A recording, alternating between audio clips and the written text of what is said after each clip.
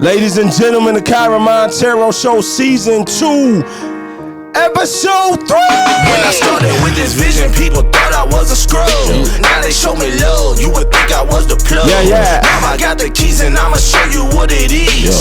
King on this grind, you know I handle my beats. You know I'm getting to these blessings, blessings, blessings, blessings, blessings, blessings, blessings, blessings, blessings, blessings, blessings, blessings, blessings. We tell them something like a hater hate, but we okay.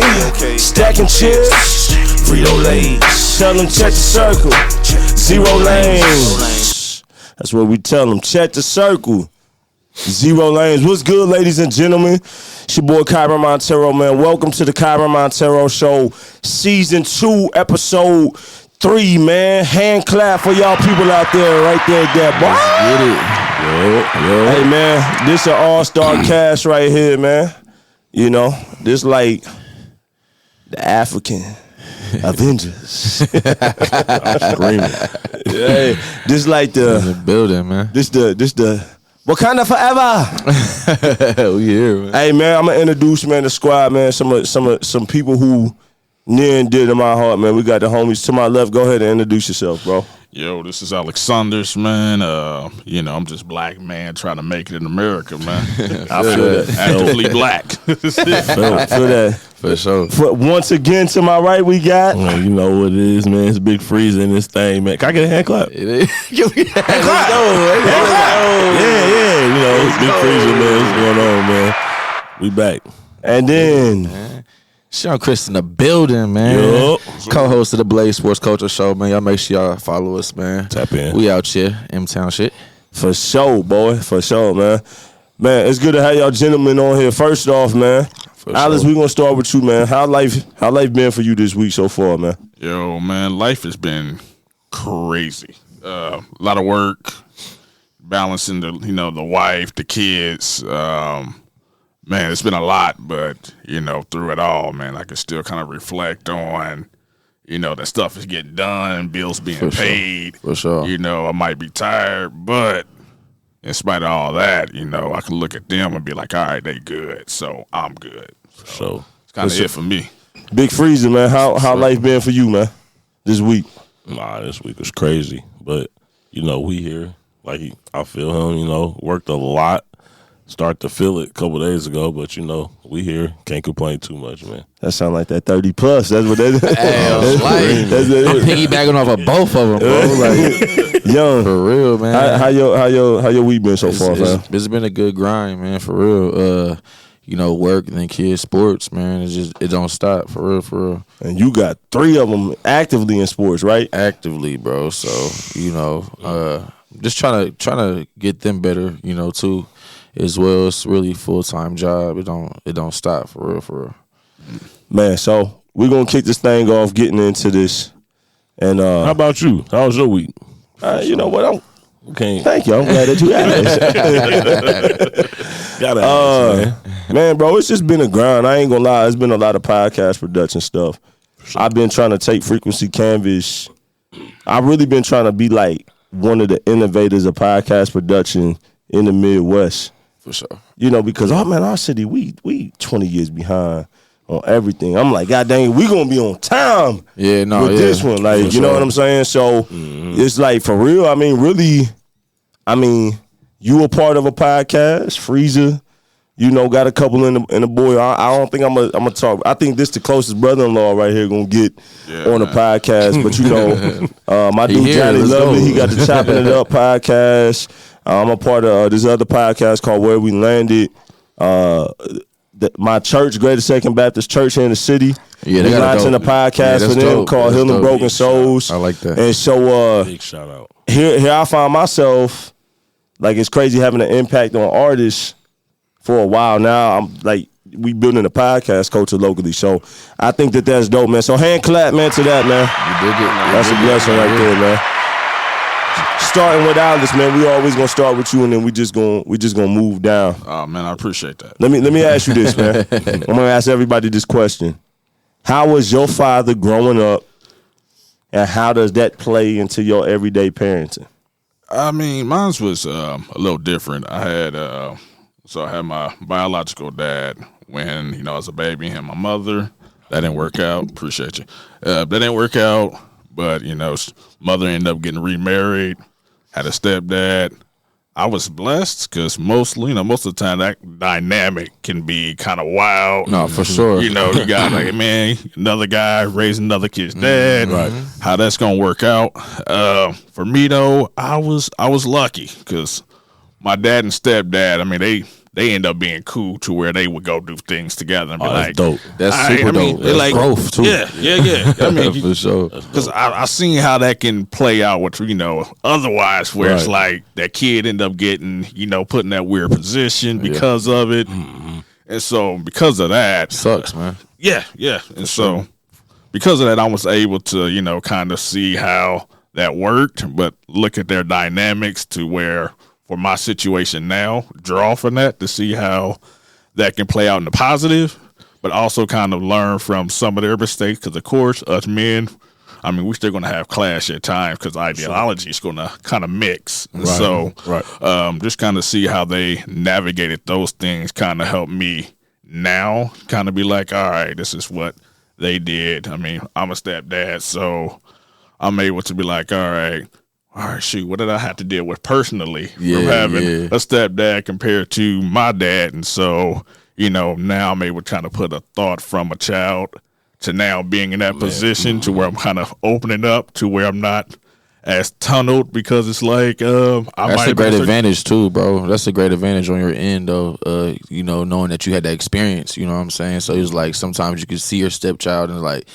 I know what you're thinking right now, or like I kind of feel where you're coming from, on different occasions or whatever. So that is a crazy dynamic. How does that dynamic play into your everyday parenting? Because that's a lot.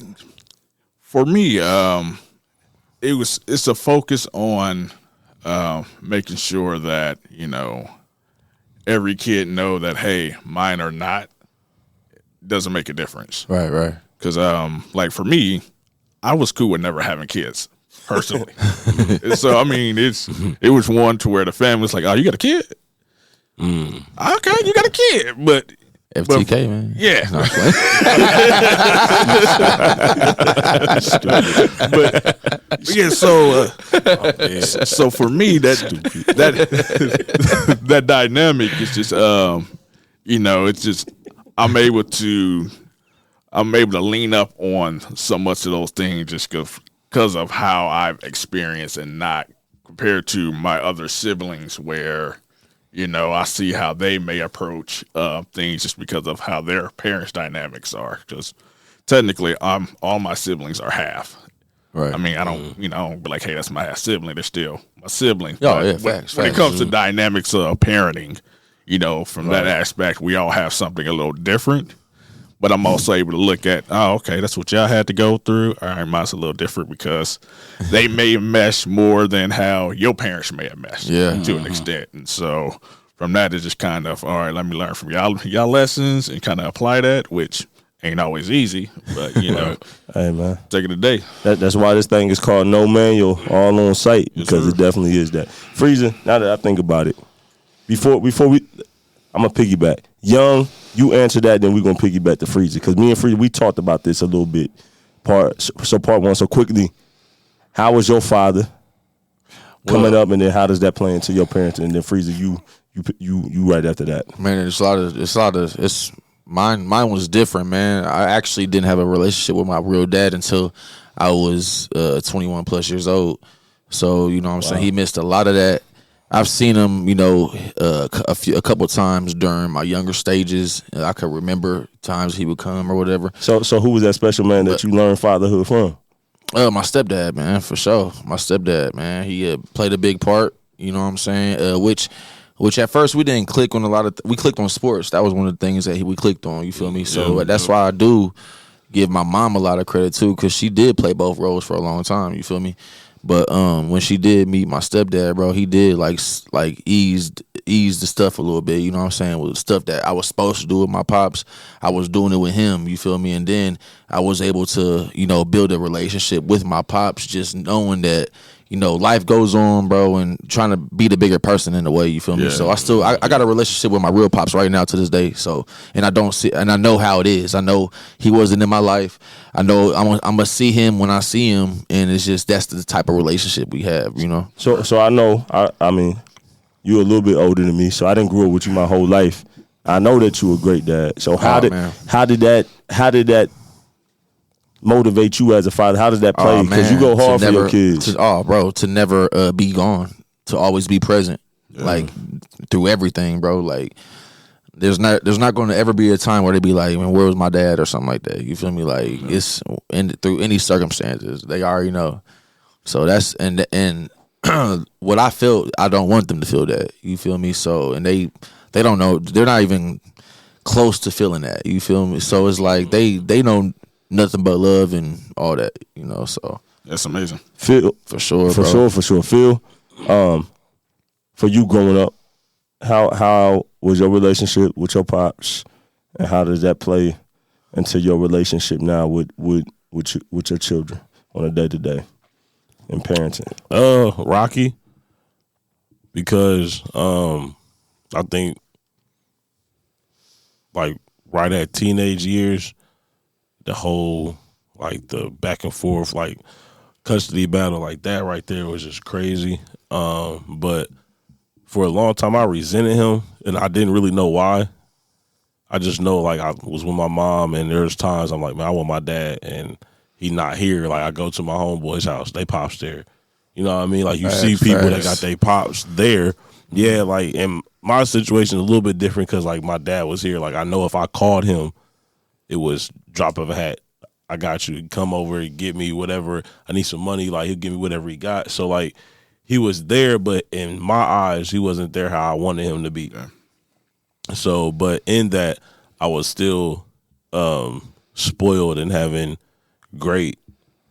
extremely great males around, strong males around me. For sure. So heroes for real. Yeah. Like I got some gems from them as well. Yeah, too. like for real. and my rock is your goddad. Yeah. You know what I mean? So like you know that, and then obviously we all know Reverend Williams. Facts. So and then Deacon Chambers. So I was spoiled in having men. Dominant male figures in my life, even if my dad wasn't there how I wanted him to be. So for your two sons and the rest of your kids, you got some out here, boy. How do you mold all of that into your day-to-day parenting? I think I've taken a little bit of something from all of them. Like from my dad, it's like I know how I feel. Like I'm coming, and then he don't come and get you. Like, I know that waiting at the door feeling. Right. But I also know like my grandfather that I'm named after, Junior. Hey, come over. Like I was with him a lot. Them trips to Evansville, he taught me so much game. Deacon Chambers, that just a whole nother just side of him I never seen until like I got a little older. You know what I mean? So like I think I took like everything that I got from them and on top of me as a person and just try to instill that in my kids because like none of them are here anymore. So, everything I got from them, I got to give it to my and I'm blessed to have two boys, so I can get them the game raw and don't have to sugarcoat anything. So basically to understand. So basically what I hear from all three of y'all is that in some shape or way, and young, Chris Villarreal, aka Young One, your grandfather, Deacon Charles Thomas, for sure. Definitely go. That's what I was hitting at when I said who else, because I know your grandfather. I know your grandfather played a significant role. Alice, I know you had two pops, uncles. So I know that we all come from families where we've had men, OGs in the church, from the culture, whatever. So what it sounds like from the three of y'all is that all of that great game that's just so hard to just talk about in a brief second, y'all use that as a roadmap on a day-to-day basis. Is that what y'all saying? Am I getting that right? Yeah, man, you got to. 100%. Okay. So hand clap. Definitely learn from experiences as well. Man, hand clap to them men because some is gone. So some that went on and some is still here, man. So we appreciate that. For sure. Alex, Phillip, I gotta ask y'all a question that only y'all two can answer on this podcast. Man, Both of y'all have raised kids that are not biologically yours, right? Yeah. And I don't know what that feel like. Young, to my knowledge, you don't know what that feel like. No. Stupid. So I want to starting with Alex. What I want to, and then Phil coming right after that. What I want to ask y'all is, what is that like to raise kids that are biologically not your own, and then how do y'all deal with the foundation, like things they were taught before y'all came in and try to rebuild that foundation? I know that's kind of a big question, but I just got to ask y'all that. I mean, for me, it started out with the mother, because the way I view their parent or their mother in that case is it has to be a huge support, comfort for myself. But also, I have to have that belief. I have to see something about how she's treating them that will make me feel supported. Also, make me feel comfortable that if I integrate myself, this is not a, hey, here's just a guy who can help out, but I'm also introducing to you because I see qualities that, that if I'm bringing it to my kids, it's something I want them to latch on to. Yeah, for sure. Especially for me, like I said, if I didn't have kids, I was okay with that. Like I said, we ended up having a kid together, but it wasn't necessary like, hey, I have to do this. But because I saw the type of mother that she was, I was comfortable being with like, hey, if I do decide to have a kid, because of the way I see how she treats them, it made it easier for me to want to integrate with that. Yeah. And for sure. You got that support system, like you're saying, that you can feed off of, bro. You know what I'm saying? You can't go wrong like that. Yeah, sure. So that, and also coming from a background of having, a stepfather and seeing how that dynamic can play. It wasn't as much of a foreign concept of integrating families, which, that can be a whole another episode there. For sure. So yeah, I mean, there's, all type of dynamics into it, but that was kind of my initial thing with that. Cause if I don't respect you to that level of that, I honestly, it wouldn't have been a chance for me to even make the kids because I didn't respect or something that I didn't see for sure that I wanted to engage with that. And so, if I wasn't comfortable there, then I wouldn't have found out about anything else. So that's crazy how you weave both of that together. So basically, the way that you seen your now wife parenting, basically you looked at that, and that's how you were able to build on from just examining that.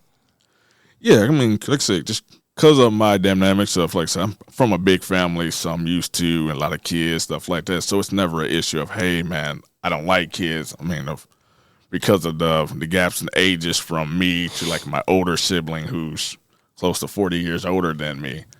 I've been around. I've been around nieces and nephews who are closer to my age, where it's like, all right, I'm having to take care of kids anyway because I'm not old enough to do anything with my cousins. But I'm too old. That's a to blessing, really, though. Yeah. So for me, because I have such a big family in that way, I'm able to view things a certain way.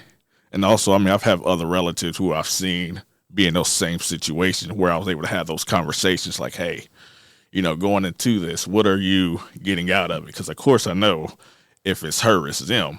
Yeah. Mm-hmm. But, what are the things that you're, when you make those same decisions, what kind of was your stumbling points? Mm-hmm. And for me, it was just like, all right, let me pick off from you. You did that.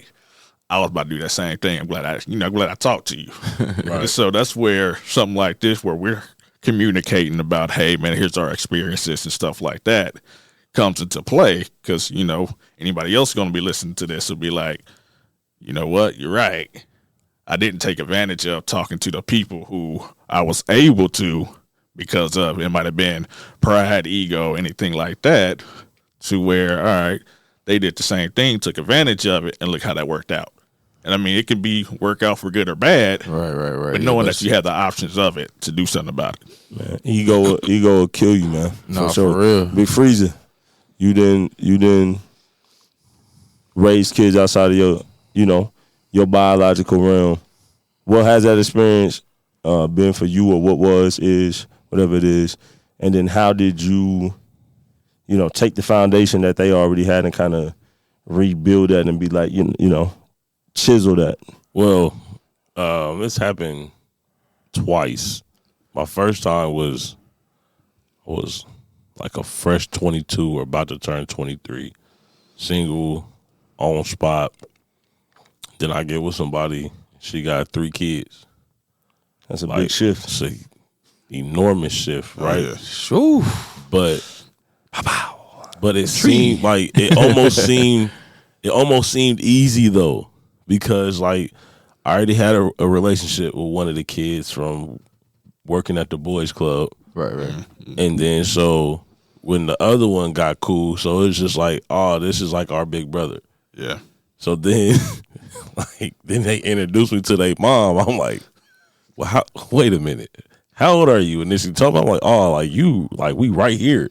So ain't no big brother no more. Like, but I never made them call made them call me dad, like nothing crazy like that. It was just at that point I was still growing up. So at 22, at 22, like you like what? Yeah, like you barely can spell kids. Come on, bro. Like for real, like I'm fresh off. You said wildin'. CIDS? Come on, bro. What we talking about? I'm fresh off wildin', and now I'm done. Hey, lockdown, crib, girl. You know what I mean? So family thing. It was man, super. And it made me grow up faster, and I just kind of like what Terry Crews said. Oh, you all grown up now. Grown up now, though. For sure, the games was done for it. But yeah. So raising the 2, she had 2 boys and a daughter, and like her daughter, the one I really like. We got a bond instantly. And what's crazy is I actually worked a job with the young lady that he talking about. So I he telling the truth. Yeah. So. That was kind of like, I think like at that point I was like, oh, I could definitely do this dad thing. Like it just seemed so easy. So coming in, how you came in, once you got in, how did you? Because every man got his own experience. So how did you bring what you just said from what you learned from those great men? How did you infuse that into them? I think they just watched me more than anything. Like we talked and everything, but like once I really realized like they was watching my every move, like I do a hand gesture in the rap, they doing the same thing. They getting in trouble at school for doing stuff I'm doing. I'm like, all right, you got to grow up now. These kids is watching you. They get in trouble being like you. It's time to grow up. So I just sat them down one day and just like listen, and I just just gave them as much game as I could that I think they would understand at the age that they was at. Right. And then. But that's real to admit that. Oh, yeah. You had to be better. Oh, 100%. A lot of times, as men, we got pride. We don't want to admit that. You know what I'm saying? I mean, at that age, a lot of people don't have to. 22, bro. I didn't know what I was doing. A lot of people don't got to admit that. We still, like you said, we had low 5 party. At 22, you a CID. Bro, I am. You're still a kid, bro. Bro. So like, but then, also like I said, that was my first time. The second time was a little different. Our daughter was older, and that was just. Our relationship was like a little bit different because I was like, she felt like she could just talk to me about anything. I can't talk to my mom because I think she's gonna. I'm like, well, I won't tell her if you don't want me to. You know what I mean? So like we had a relationship where. So you dating her like a mentor almost. Yeah, for sure. A dad tour. Dadder.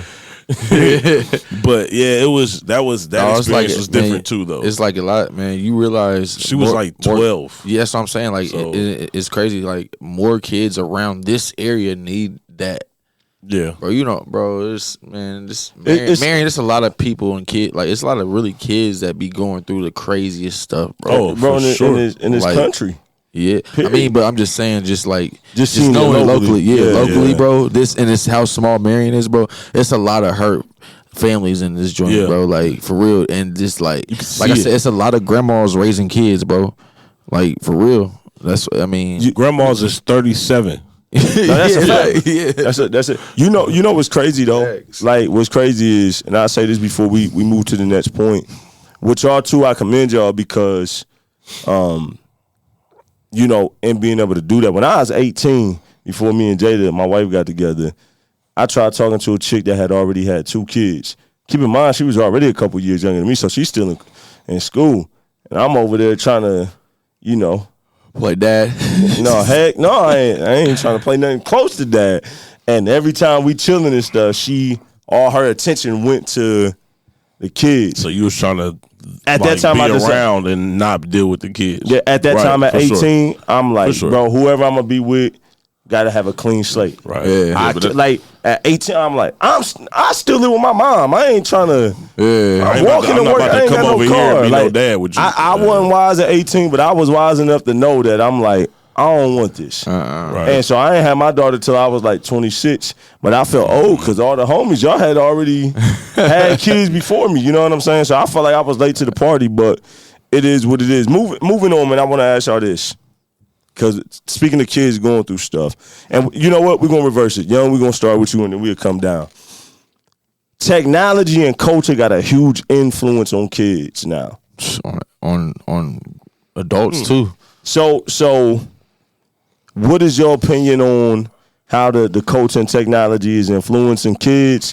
And then as a father, how do you deal with guiding your kids and parenting through that? Because you got a approaching teenage daughter, and sons. Who I know they probably on TikTok and all that stuff. I feel like, I feel like you're gonna experience what you're gonna experience with your kids, and it's not like, you can keep your kids locked up or however it may be. But for one, you got to put that trust in your child first. You know what I'm saying? Yeah, it sucks. You got a pretty daughter, you got handsome boys or whatever, and you don't want them to go out and do My this, daughter do beautiful, that. so I cry at that. Handsome boys. Nah, no, straight up though, bro. Yeah. And it was straight up, and man, you just gotta put that trust in them so they, you know what I'm saying? Man, I don't want my daughter to do a lot of stuff that she does, but I gotta put that trust in her, bro. So she not feeling like she's got a while out later. She has to do, like she feel like she done missed out on so much stuff because I ain't let her do this and that. So I put my trust in my child first. She done had her little, she's a kid, you know what I'm saying, and I know how to deal with it. You feel me? And so you put trust in your gangster. Yeah, I know how to deal with it. You feel me? So I just like, I talk to my kids a lot. We talk and we raw with it. You feel me? So we talk every day, and we talk about whatever's on their mind. It don't matter. They know it's no filter. You know what I'm saying? And that's how you got to be with your kids nowadays, especially if you in tune with what's going on in the real world out there. You better be in tune. You gotta. You need to be in tune with your child. Our moms kids was like whatever. that. Our moms was Oh, what? They wasn't sugarcoating. Yeah, but we didn't have no business, bro. It was their business. My mom was telling me. My mom was letting me know something. I'm just like. She's like, I'd rather you hear from me than hear from somebody. Bro, one thing my mom be led astray. One thing my mom told me that literally, like, every day I think about. I don't know why it sticks with me. It sticks with me because I've literally been going through it. But she said, boy, you gonna have she said, a lot of people. You know what I'm saying? A lot of people know you. She was like, man, always give thanks to the man upstairs. She was like, because you're gonna see a lot of friends go to jail. You're gonna see a lot of friends die. You know what I'm saying? She said you just gonna see a lot of stuff. You know what I'm saying? She was telling me about. She was like, growing up, she was like, a lot of my friends died. A lot of my friends went to prison. Like, just you gonna see them come and go. It's gonna be like that. And basically, what she telling you is keep your foundation solid. For real, bro. And I've seen a lot of that, bro. Every time something happens, I'm like, man, mom told me. Shout out to Miss Charlene Rice. Shout out to Chris Mama. Straight up, man. Phil, dive into that a little bit more, man. Culture influencing kids and how you do. I know your kids are a little younger than yours. Yeah, my kids ain't on the where they can like talk about like what they see on, that kind of stuff. TikTok and all that. They're not even on that. Mickey Mouse. That's all I'm hearing. But at their level, how is that inspiring them though? Disney Plus, all I mean, that got influence. No, it does, but it's a positive one because For sure. he do everything they do. You know what I mean? But Hey, Mickey out here pimping. Don't get it twisted. He chasing Mickey. Yeah, but I just from just seeing the world and how crazy it is with social media and all that, it's wicked, man. Like honestly, like kids ain't got no business on the internet. Facts. Just like cartoons wasn't for kids back in the day, the internet's not for kids, bro. This is an unfiltered, disgusting place.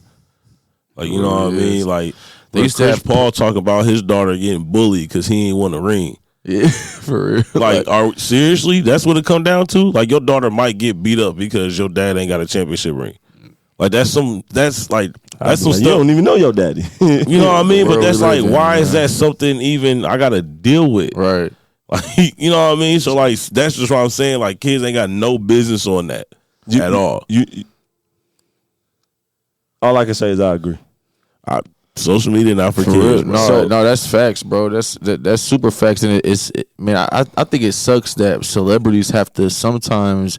You don't see their Gotta kids explain themselves. Yeah, sometimes just like Jay-Z and Jay-Z and Beyonce's daughter. Like I said, I've seen a little clip. They just brought her out on stage, bro. They've never did that. And everything now. Yeah, like they've never, bro. They brought her. Man, she's older. He was bringing her courtside to the Laker games and all that. Like, they outside now. Yeah, bro. Like, and they used to keep her secluded for real. Like, well, away from the media. Look at the platform that they got. Yeah, for sure. We can't. That's what he's saying. Like, it sucks that celebrities got to do that. That you got to do that. Like, everybody, like, man, dang, your daughter's gotten so big, and it's like, and I'm not saying that it's important for like the world to see her grow up, but still, it's like, man, why you got to be secluded for it? Right. It kind of sucks in a way. Yeah. For the Alex, unique position about you.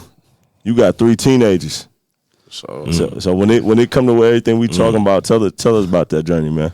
No, for me it's balance.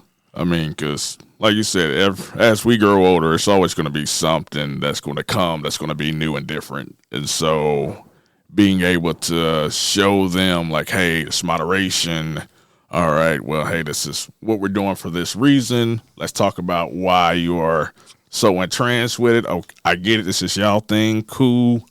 My thing might have been this, but I can understand why this certain thing is. And so from them, it's like you said, it's communicating, letting them know like, hey, even though this is new for you, some things are going to be timeless. There's certain dangers, certain things that don't matter what new technology it is, certain stuff is going to be the same no matter what. And so just embarking on them like, hey, I need you to watch out for this. Don't get so ingrained with it that you letting it take over with you. So, all right. So as we get more mature, of course, you'll be able to expose yourself for more. But let's be realistic to where you are right now. And so let's set some boundaries. And as you show, not even me, but yourself, like what you can handle, what you can't, then, we can kind of move that forward. And so from that standpoint, it's, I try to approach it that way, but besides my 3 teenagers, then I have an 8-year-old who's looking at them like, oh man, hey, they getting to do this, this, and that. I'm already knowing. Right, and so it's also I hear that every day. Right, so it's getting them to be like, all right, now you also see, I got y'all a little one where. Your little brother's looking at y'all like, his eyes are just going to be bug-eyed because he's seeing y'all do all these things. And so it's like, hey, don't forget, yes, we're the parents as well, but when we're not around, it's y'all who he's going to be looking up to. Facts. So, or even when we are there, it's going to be, hey, those my brother, that's my sister. I want to do what y'all do. And so if y'all putting y'allself out in a certain way, look how that trickle-down effect is. And so getting them to kind of be more conscious of that is where, I try to focus on. It's the times, I look at some of those who like, look here.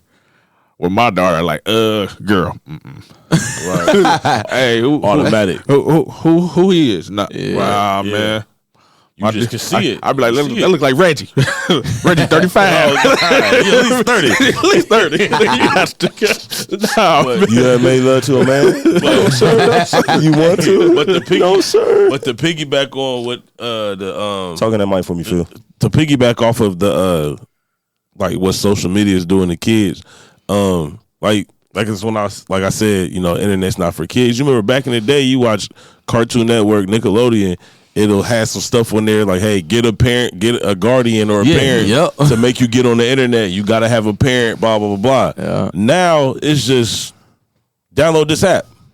And that's what I'm saying. There used to be parental control. Stop you from doing over stuff. Yeah, parental control. Now it's too much stuff. Like free for all. You can't even control it. The kids is gonna get to the internet no matter what. One way or another, they can't keep up with it. They got their iPads that they bring home from school, bro. They be on them. My kids be locked in, bro.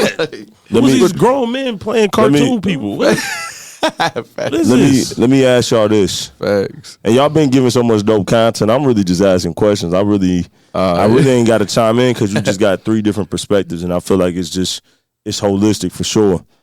Last episode, me and Phil touched on this a lot, and so this point in question really came off of that episode. But Alice and Chris, I definitely want to ask y'all that, and then Phil chime in. Alice, starting with you first. Mental health. What are ways that y'all prioritize y'all mental health to be the best version of y'all? Because like me and Phil said last episode, if you are not the best version of you. I like that question, man. But because, right, Phil, ain't that what we talked about? That's facts. If you ain't the best version of you, then that's going to affect your fatherhood. So, my bad. I know I kind of dragged out, but how do you prioritize your mental health to be the best version of you? There's several ways. Therapy works for me. I think a big part of that is me learning that I'm not settling for one person. So if I'm talking to you, you on some BS, I'm not just because you a therapist, hey, I'm going to keep rocking with you. Right. It got to be the right person. Similar to like, hey, man, I can go to a certain barber shop. They ain't going to know nothing about my plight. I go to another one. They know exactly. Sit down, boom, got me. Right. Sure. And so same thing, same approaches with therapy, where I think at times, just because of us now just really being open and talking about it, getting into it, it's still a lot of times people just used to, like you said, man, it's just the old ways of, hey, here's this one person I got to talk to. But it's like, nah, you don't got to talk to that person. If they ain't working with you, they ain't working with you. Mm-hmm. But also with that being said is that approach for therapy in general is not going to work for everybody. It's then to just finding, hey, what is it that was going to be your safe space, your peace, your comfort away from it out to where you can have for yourself. I mean, of course, I can go to my wife and get a certain peace and everything from there too, like you said. But what is it at times that for myself I can do? Like for me, I love shooting pool, so it don't matter how my day going right there. I can go there, shoot horribly, but it's still for me that moment. Facts. It's that relief. It's that relief. And so he didn't beat me in every pool game I ever played against him. I ain't won nothing. You might be a little garbage in comparison. But hop on this beat and I'm gonna give it to you. I'm dead. Hit it, Phil. Go ahead. I don't know if that's the right one. I don't know if it's the right one. Yeah, that's one. I'm dead, bro. Hit it. Hit something. Hit it. It ain't hit nothing. That's that murder mystery one right there. Who you think you is, DJ Quick? Alex, keep going, man. No, so I mean, for me, it's different levels, and so I'm dead. It's my mental health is also going to be based off of what I feel at that moment I'm weak at. So even though I'm mentally, I like how you said that. Am I spiritually weak at the moment? What part of me really feel like needs to be refueled, and being able to, put myself aside and be like, all right, this is the area where right now I'm like, hey, I need a moment. And for me, sometimes my kids will tell you, if I don't tell them anything, it's gonna be the truth, like it, hate it, whatever. I'm up front. And so it'll be times I'm like, look, I love y'all, But in my mind, I punched y'all 13 times in the throat. I did a quick elbow. It's like I'm like, look, I love y'all. Give me a moment. I hear what you're saying. It's still like, hey, I'm acknowledging everything, but it's like, hey, get that a sec. Yep, get that a sec. We'll get right back to it. Now, you know what's crazy about Alex? I've known Alex since I met Alex in 2014. Literally like 2 weeks before I went on house arrest when him and my sister-in-law was first getting together. We went to Cincinnati, stayed at his spot. And he reminds me kind of like my pops or like my grandfather, like my Uncle Mark, like real laid back. Yeah, for sure. Where us three, I can see that. oh, bro, you gonna have a problem quicker. But I'll just be wondering, like, when he go there, bro, I'm gonna hop in the car. I'm out. Yeah.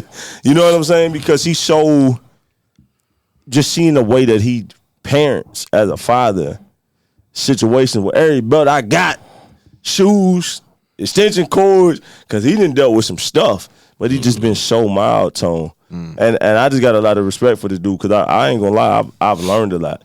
I remember he used to tell me, like, bro, you exhaust way too much energy into stuff that don't matter. Like, I'm not exhausting that much energy wearing myself out. And so I've just your hand clap. Man. I'm still learning that. Hand clap, man. Hand clap. I'm still learning that. Because I feel like black men sometimes, men period, but I feel like black men especially, black and brown, because of what we go through from the type of situations we come from, our patience be thin with a lot of stuff. So we also put more stuff on ourselves sometimes. Yeah. All the time. We already dealing with extra. And then it's just like, then you just get to thinking about just a bunch of stuff, which is just like, you subsequently just putting more weight on your shoulders and you barely holding on as it is without adding on the stuff that you really like, all right, I don't need to deal with that right now. You just feel like you got to deal with everything at once. And I feel like that's not the greatest approach. Yeah, so I'm glad that you said that. I'm glad you said that. Segue king. Cause that because young that throw right back onto you. How do you prioritize your mental health so that you can be the best version of you? What does that look like for you? And Alice, I appreciate you answering the way that you did. That was very dope insight. I feel like I got to go back and learn from that. That was very dope insight for sure. I really, man, I'm by myself a lot. That plays a big role. So is that good or bad, being isolated? Great. It's great, bro. I mean, I don't even turn the TV on sometimes, bro. I'll just sit there, gather my thoughts. I'll get off from work and literally go home for an hour, sit on the couch and gather my thoughts, bro. Right before I go to the gym or do what I'm doing, I'm gathering my thoughts. And y'all know I've been golfing, you know what I'm saying? Mm-hmm. I'll go out there, bro, and just hear the birds chirp, hear the wind blow. If the sun's out, I'm automatically on 10. You feel me? If the sun's out, my mood's already up there. Oh yeah. You know, it's just that's good energy already. But it's just and me personally, bro. When I give people compliments, bro, for some reason it motivates me as a person. I feel like my people skills are getting better. So it's just something that I was working on myself. You know what I'm saying? So I just like to give people their flowers while they here. You feel me? Mm-hmm. So how in you doing that? How do you see that making, you said golf, and you mentioned working out, you mentioned being isolated, you know, collecting your thoughts and, you know, meditating a little bit. So how does all of that make the best version of Chris Villarreal? Because like I said, when I'm gathering my thoughts, bro, I'm putting everything is on hold. You feel me? Like nothing don't matter right at that moment. Nothing don't matter to me. You know, and that's what a lot of people call it, you know, they call it being selfish sometimes, you feel me? But mental health is more than what it's a lot deeper than what you think, bro. Like it goes so far because it controls a lot. It controls everything, your actions, all that. You feel me? So that mental health, bro, like it could take your life. You feel me? Like, so it's that important to where you really got to pay attention to it. I don't care if it's something stupid that you do, but if it like bro said, he likes to play pool. You feel me? And he probably ain't a professional, but when he plays it, it brings peace to him, bro. You feel me? Like when I play golf, bro, like when I first started playing golf, I didn't go to the driving range. I went straight to the golf course and did it right there. I knew that's something I wanted to do, and I really just put my thought process to it. And like, man, I'm having fun with it too. Like, so it's like, bro, it's hard to explain, man, but man, whatever you do to deal with your mental every day, you know what I'm saying, to help you get through it, man, just you have to pay attention to it. Phil, you know, it's important. Villarreal, I appreciate that. That was solid. For sure. Phil, how do you prioritize your mental health, and how does that make you the best version of you? Mine is it's literally day by day. Like or honestly, it could be not even day by day. It could be hour here, 2-3 hours later. Like I try to do the sit in silence thing, and sometimes it's too loud. Sometimes, Yeah. And I don't know really how to like deal with it or turn it down or turn it off. So what I've been doing lately, I got a little notebook, and I just write like whatever I'm feeling that I want to say that's just going in my head. I just write it down until I'm done. Until I feel like, all right, I got that off my chest. Boom, close it, put it up until I use it again. Date it, go back and look at it. How was I feeling this day? If I don't, and it's not even an everyday thing. I might not write it in every day. It might one day I dated, like I wrote it in it June 1st. I wrote in it for the second time today. And that just, all right, I had these many days of, I ain't really feel like I had to, like I was going to just, like it was too loud. Right, yeah. You know what I mean? You got through them days. Yeah, I got through them days. Yes, it might have been loud, but I got through it. So how is that making you the best version of you? Because I'm not, like, that's me taking it out on something. Instead of on So people that instead you of like love, maybe. Therapeutic? Is that what you're saying? I was very, very, yeah. And just like going like now, thank God it's a little better. It's raining right now, but now I go outside with no shoes on and stand in the grass and you just feel the earth. Yeah, just get grounded. Yes, You gotta go outside. Like I don't even half the time Markel be running outside. I don't make him put shoes on. Like, go out here, get in this grass, like get in tune with this. Like some people, a lot of people don't like. It really do something. Once you try to center yourself and you just become like you try to become one with yourself, like it helps. But I try it, and sometimes I can stay there, sometimes I can't. It's just still something I'm still dealing with. But I do try to I might have a bad mental health day. I try my best not to let it like overcome my entire day. Like there's no way this whole entire day could be bad. Right. Yeah. You know Hey, I mean? that's crazy. That's what I be fighting with sometimes too. That's the part. Hey, it's crazy, man. Shout out John Humphreys, man. He uplifted me one day, man. He got in a car wreck, bro. He literally just got in a car wreck, totaled his car last week, and he said he had the best day, bro, like ever. He got great news that day. That same day he just totaled his car. He got great news that he's been waiting for a long time. And I just never seen nobody still uplifted that much, bro, and totaled their car on the highway, bro. Mm-hmm. And it's just motivating. Well, brother-in-law wants to chime in real quick, but I just say this, God is real. Was bad, God to turn into good. You know what I'm saying? For sure. What was you about to chime in? No, I'm just saying that's the growth. Like every day we're steadily learning ourselves, and with that we're able to take those experiences of what we learned, what we gone through. Even like you said, just knowing where one day, like, look, I might not fully be there, but I know myself enough to where, hey, if I do this, this at least it'll reset that clock, for a little bit. For and sure. so, and even through all our experiences, it's kind of like if you ever fly somewhere, how they're always talking about, hey, the case of emergency, drop that bag down, breathe, and it's and all this. breathe. But you notice it's always you got to do yourself first. It's like if you don't take care of yourself first, I can't take care of everybody else. Facts, so it's facts, that bro. same thing for us. Is where, hey man, we got to take care of ourselves. If not, You know, like you said, it don't We're matter. not worth nothing, bro. No, We're not worth nothing. And also too, man, I think finding things like I throw this in before I ask y'all the last question. I think finding whatever it is. You talked about playing pool, and I'm sure there's other things that you do as well. Young, you brought up, you know, gym, golf. Phil, you brought up, you know, meditating, being one with the earth, writing in the notebook. I know you listen to a ton of music. We can call him DJ Phreeza because he always listening to music. Oh, but I think as well, like for myself, doing this podcast. You know, I've been humble with the podcast, but I was telling brother-in-law before this, like, I'm not even looking at this in a monetizing way. This is it's just dope to give stuff back to the people. Now, best believe, I believe that this month, the energy in this room right now, you had a cast like this, Joe Button, who? Tiger, who? Boy, earn your leisure, who? $1 million worth of who? You know what I'm saying? Right. But I think, no, shout out to all of that. Shout out to anybody doing the podcast. It's not easy. But I feel like those different mediums, now that music is my full-time job, when I work, music used to be the escape.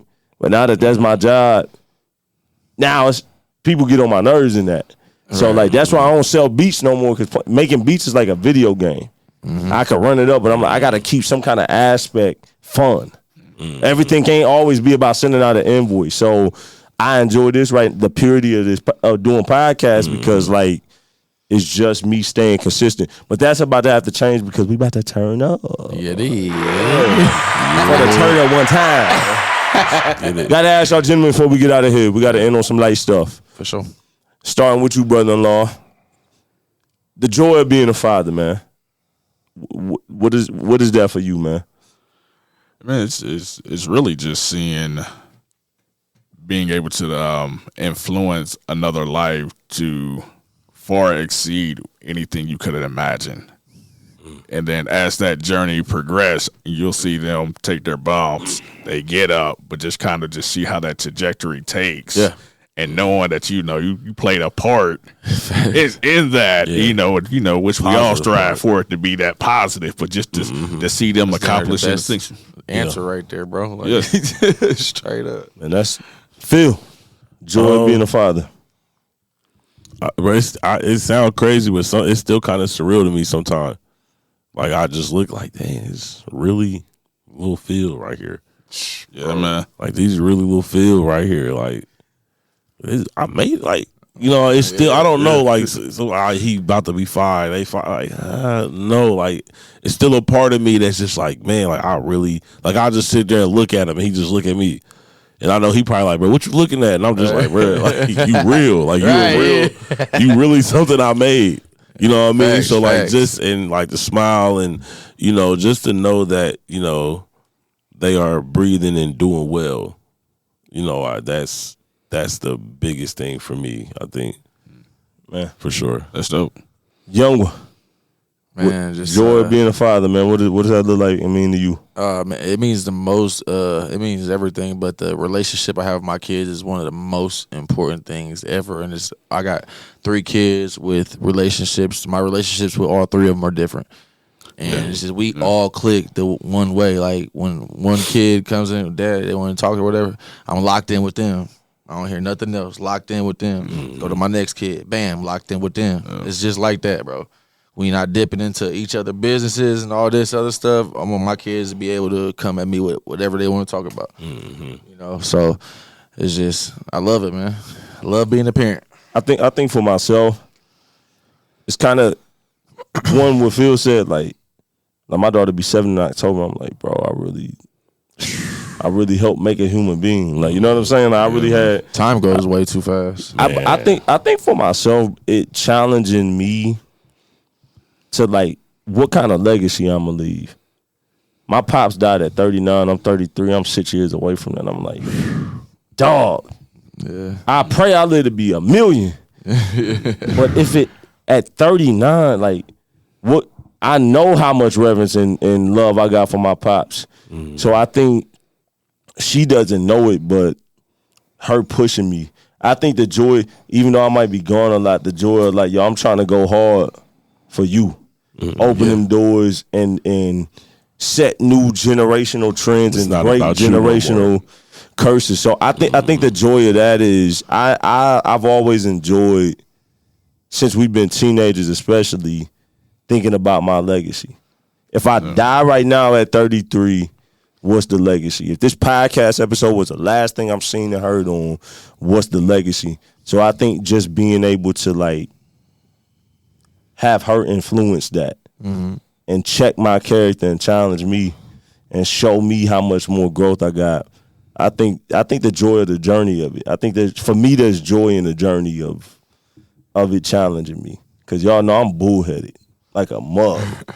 You know what I'm saying? I got a cement head. I got a rock head. I can be bullheaded. So I think the older she gets and the more we rock with each other, I find myself getting softer, man. Yo, Phil, hit the hand clap button for all the people out there, all the fathers out here, man. That's crazy, yo. We got about an hour's worth of content. We said close to 30. We done double this thing. We ain't chopping it in two. We dropping this whole thing, bro. I told him an hour. I told him. I figured that, bro. I just say close to 30 because, you know, we'd be 2 hours. Hey, clap! So, man, this is the KYREN Monteiro Show, Season 2, Episode number 3. This is the No Manual, All on Site Part 2, man. Happy Father's Day to everybody out there. Yeah, happy Father's Day, man. Father's and Day, listen, for sure. And I don't say this on a judgmental thing. These men are on this platform right now because I know 2,000,000% that they are great fathers and in their kids' life. If you're not in your kids' life, they didn't ask to be here. No matter the circumstance, it's your responsibility. If you could play video games all day, if you could do everything else, you could be man enough and take care of your responsibilities. We got a lot of flaws in life. We got a lot of things to work on. Being a deadbeat can't be one of them struggles, man. Hand clap to the real dads out there, bro. You dig it. You dig it. We here. Check out the podcast on Apple, Google, Spotify, Amazon, all of that stuff. Salute to everybody else doing on the podcast. Salute to everybody doing anything, man. All right, man. Y'all stay blessed. For sure. Yup.